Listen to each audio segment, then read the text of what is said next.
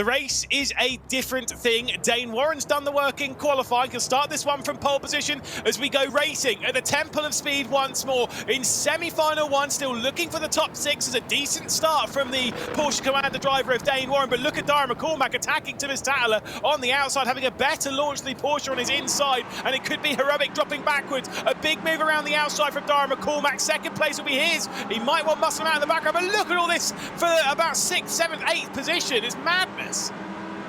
Yeah, I tell you what, Patrick Holzman was the victim of all of that. Dropped down to the tail of the field as now we see the Porsche Commander car of Joshua Rogers now coming up side by side. And I believe he has Marcel Cinczyk for company as well. Just look at them. 5 cars all in the mix together, fighting to try and get up into the higher places. 3 wide, heading through the Roger immediately. And they're all bumbling over the curbs. And look at Sorensen. Sorensen around the outside, heading through towards the first Lesmo. He's taken all of them. He managed to overtake 3 cars heading through the Roger chicane. That was special. High IQ move there from Lasse Sorensen.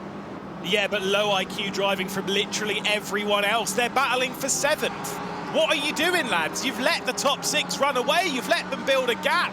You're not going to be progressing if you finish in 7th. You've got to be in that top 6. So crazy stuff from all of them. We'll see the train fly through. It might have actually been 6th because Robbie Stableford has not actually made it to the race start. So that was actually the 6th position that Marcel Cinczyk put himself into. But I mean, they've let everyone else run away in all of this. That was, we'll call it interesting. I mean, it was exciting, that's for sure. Yeah, it certainly was. 5 cars literally fighting it out, heading through Curva Grande. There's the view from the Furia HQ as we now embed ourselves in the camp.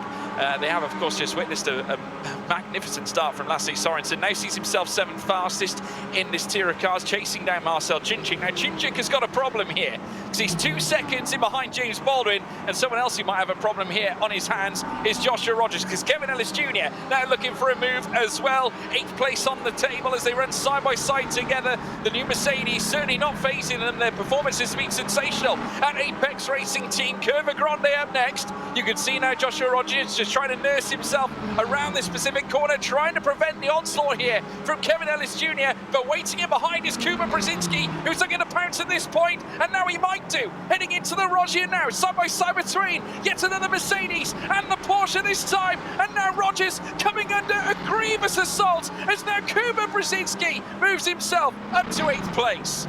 Yeah, Rogers isn't going anywhere. He's not going near that final at the moment with all this fighting going on around the outside. Patrick Holzman gets a little bit of a hit check from Joshua Rogers. Now comes back onto the line. Kevin Ellis Jr. is there to greet him and give him a little bit of a door rub as well. Crazy scenes between all of them. You can see a little bit of movement behind Kevin Ellis Jr. in the Apex Racing facility. But yeah, wow, that was madness. If I'm Lasse Sorensen, by the way, I'm not fighting Marcel Cinczyk right now. I know it's for 6th spot, but he's the master of Monza. We've said that before. Oh my goodness me, that was contact between Ellis Jr. and Patrick Holzman. How they remain on the racetrack, I have no idea. But yeah, let Marcel Cinczyk do the work. Let him try and catch up to James Baldwin. If there's no move within like 3 laps from the end and there's no chance of you closing up, then go for it. But right now, play the long game. Lasse Sorensen's been sim racing for a long time. He'll know to do that. And he'll have the benefits of the aero and the slipstream as well, whereas Cinczyk certainly doesn't. And have a look at this now, because incoming the Furia BMW, which is now hunting down the Audi belonging to RAG. Lasse Sorensen dialed in this time around, hugging that rear wing on that Audi belonging to Marcel Cinczyk. Not opted to make the move though, happy to tuck back in. Now, whether he's going to use him for the tow here, Lewis, that might be his idea, because Cinczyk is starting to close. He has just gained 5/10 on Baldwin in front of him. Yeah, like I say, just trying to get through all of this crazy drama, of which there has been a whole heap at the start of this race, but you can see that gap between Cinczyk and Baldwin coming down. So this is what I'm saying. I think that Sorensen is going to be sort of holding on to that spot without like trying to pierce too much pressure onto the rear end of the RAG driver, but we'll see how things unfold through the race. There's a lot left to go here in semi-final one. It certainly is. Lap 3 of 9 here at this point, round 5 getting off with a bang. The Fury HQ buzzing with the sight of Lasse Sorensen now on the tail of Marcel Chinchik. The difference between getting through to the next round of action. Remember, top 6 head through into the final. And naturally, Lasse Sorensen, if he can elevate himself just 1 place higher, it will, of course, give him that opportunity. And my thinking is that he wants to leave it to the last minute.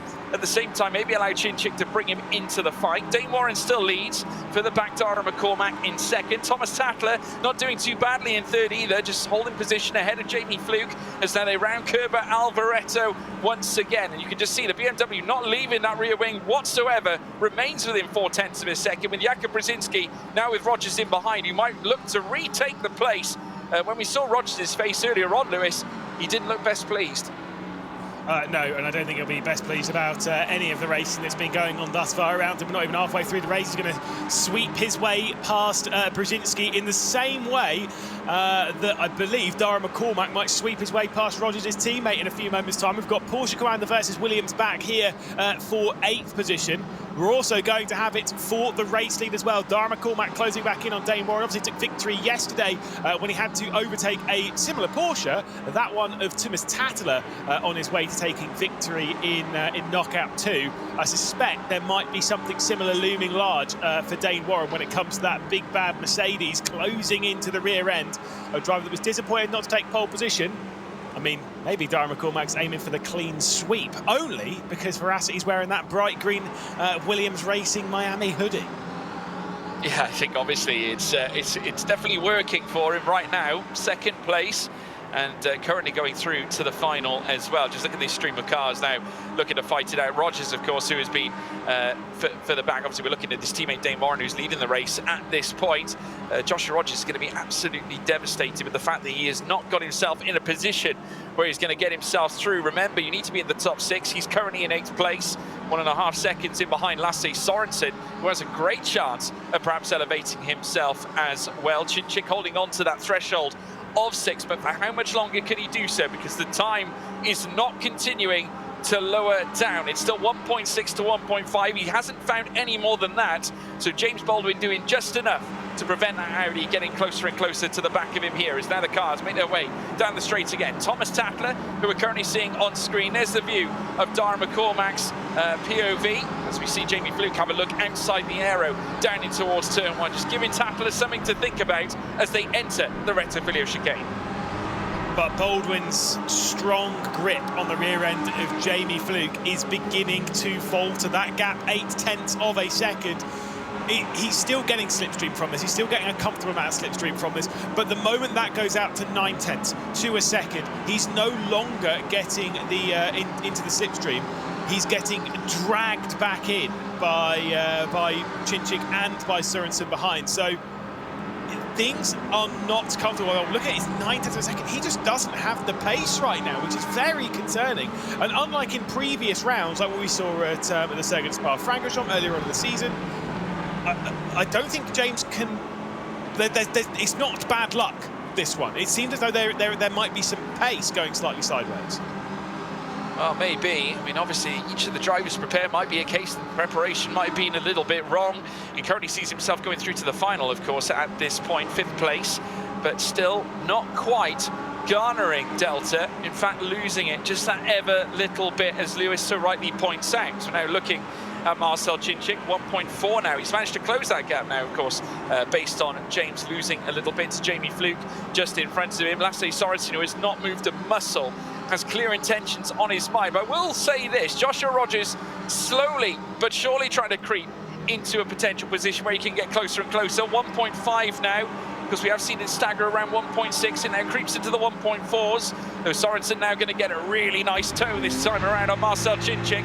Will he choose to make the move this time around, or is he just going to stay hugging behind Chinchik to wait till the opportune moment arises? Not making the move. Whoa, definitely McCormack. a strategic choice. McCormack for the race lead. Did you see that in the distance? Like, he was going for it, and he was all over the curb at T1. Now he's trying to go for it. He's got a better drive off of the first corner, and he'll be surely trying something up towards the Roger. He was absolutely slamming it over the curb at T1. Somehow he's got a good drive off the corner, and I said before Dane Warren's going to be feeling the pressure from McCormack behind. This is what we've spoken about every single time. This season of ESL R1, there are points on offer in the knockouts and in the semi-finals for taking the victories. It's 5 points different. When you have a driver like Maximilian Benneker, that's one of the drivers that's up there in the championship, that's been knocked out in the knockout phases, you have to take advantage of that round. McCormack will know that. Rogers will know that. Rogers is outside of that grouping as well, so there could be even more to gain for drivers like McCormack.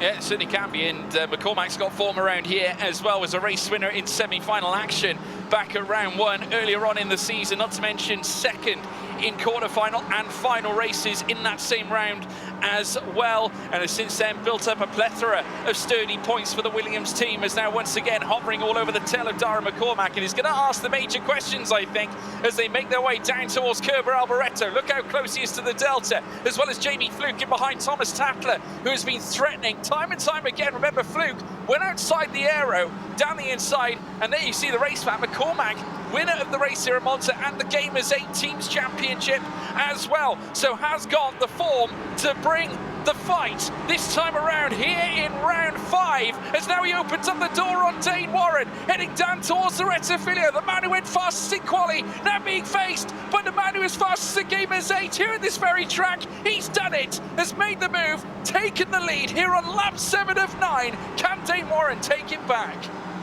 Yeah, got to remember with McCormack's form as well, it wasn't just there that he was victorious.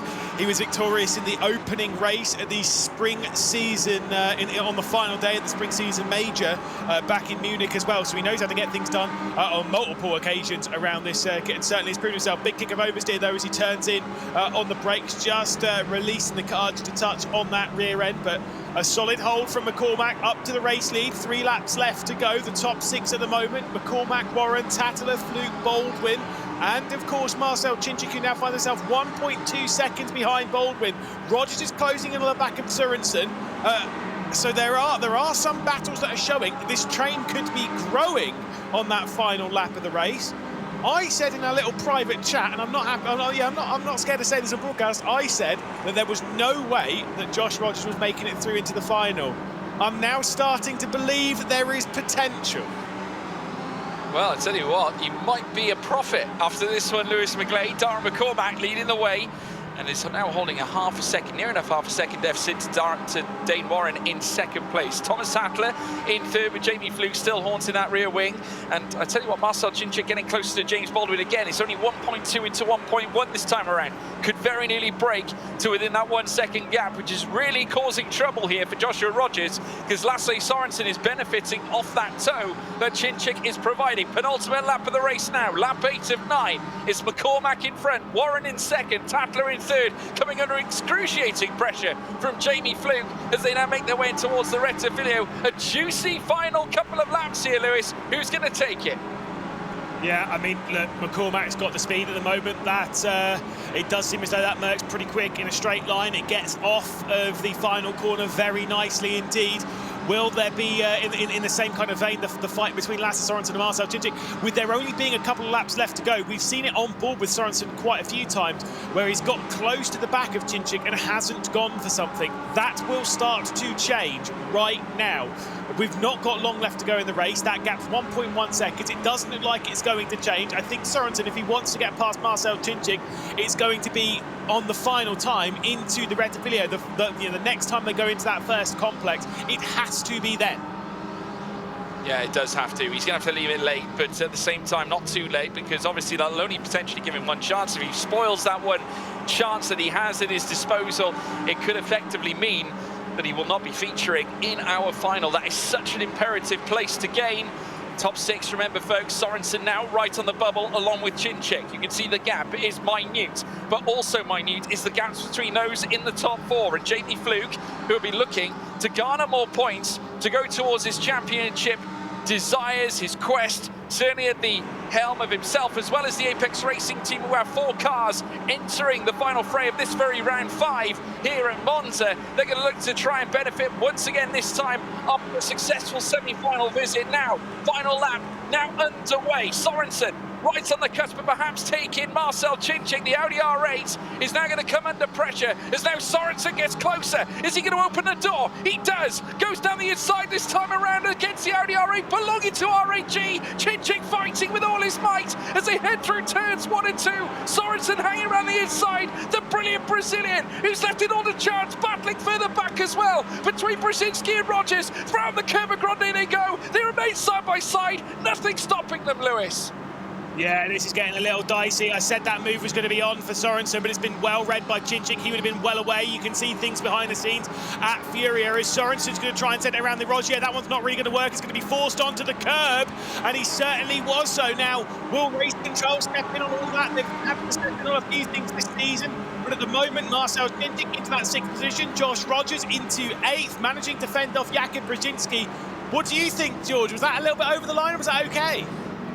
Oh, I tell you what, rubbing is racing. We've seen it time and time in ESL R1. The question is, will Adrian, in terms of race directing, cause a bit of a downwards thumb upon that one? There you can see him in the bottom right-hander, folks. That is Adrian, of course, our race director as part of ESL R1, and he's observing absolutely everything as our Furia HQ. And now we see once again Rogers and Brzezinski coming together, despite this not certainly garnering them a place in the next round. Points mean prizes, and Brzezinski knows that. Unbelievable send there from Josh Rogers to have got past Brzezinski. 8th position it is. Final complex of corners, final couple of switches. Jamie Fluke's trying to get past Thomas Tatler and onto the podium, but out through that final corner. It's going to be a 3rd victory of the season for Dara McCormack. Yet another one's going to be picked up around Monza. A drag race to the line for 3rd as Warren goes into 2nd, Tatler into 3rd position, Fluke into 4th. Baldwin and Chinchik all bowing to this man here, who was disappointed in qualifying for sure, but had to turn it round in the race and absolutely did that. 3rd place to a victory, making it back-to-back wins